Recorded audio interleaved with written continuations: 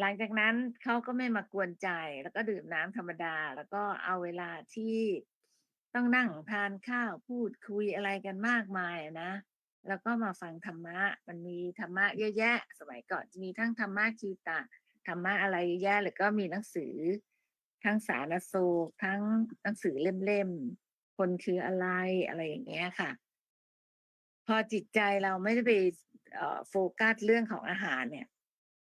เราก็ลดละได้ มันก็เกิด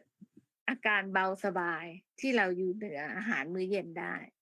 มันก็ไม่ได้สุขเพราะได้กินหรือไม่ได้ทุกข์เพราะไม่ได้กินเห็นไหมคะ